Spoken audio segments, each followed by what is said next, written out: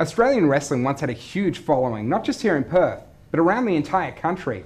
Back in the 70s, names like Mario Milano, King Curtis and Brute Bernard would fight out every week on Australian TV and became huge household names along the way. But by the late 1970s, wrestling had disappeared from the TV screens, and here in Perth it had dropped off the radar altogether. But in 2001, professional wrestling made a return to Perth. Explosive coastal wrestling burst onto the scene and forged a reputation with its high-risk and athletic wrestling stars. By mid-2003, this group was rebranded Explosive Professional Wrestling, and a new era of Perth wrestling was born. Perth wrestling has again grown to become part of the Perth entertainment community, drawing national and international attention along the way. Perth wrestling now has ties to the international wrestling community through the National Wrestling Alliance.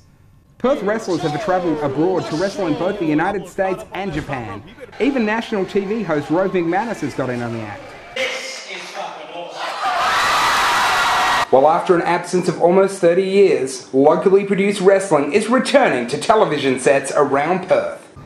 Monday Night Wrestling debuts January 14, 2008 at 9 p.m. on Access 31.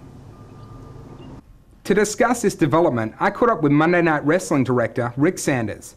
Luke, since 2001, Perth wrestling has come in leaps and bounds. Every year, bigger and better than the last. And 2008 is going to be no exception. I am so excited. Everybody within Explosive Pro Wrestling and the National Wrestling Alliance is so excited about this brand new television show. What you're going to see, a half an hour of non-stop action-packed wrestling each and every single week. It's going to be fantastic. So there you have it. The wait is almost over. Coming January 14, 2008 to Access 31, Monday Night Wrestling.